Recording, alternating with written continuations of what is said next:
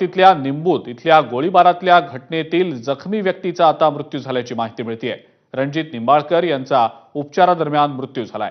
शर्यतीच्या बैलाच्या व्यवहारातनं हा सगळा गोळीबार झाल्याचा प्रकार घडलेला होता। ठरलेले पैसे न दिल्याच्या कारणावरून गोळीबाराची घटना घडलेली होती आणि या संदर्भातली अधिक माहिती आपण जाणून घेणार आहोत। जयदीप भगत आपले प्रतिनिधी आपल्या सोबत आहेत सध्या।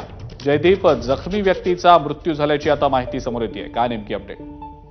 अजिंक्य, आपल्या सगळ्याला माहिती आहे की काही दिवसापूर्वी रणजित निंबाळकर जे फलटणचे आहेत त्यांनी निंबूच्या काकड्यांचा एक सुंदर नावाचा बैल घेतला होता। त्याची किंमत जी FIR मध्ये दाखल केली गेलेली आहे, रणजित निंबाळकर यांच्या पत्नीने टाकलेली आहे, 30-37 लाख रुपये।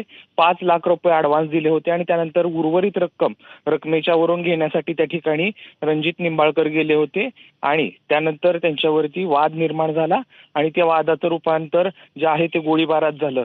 गौतम काकडे यांचे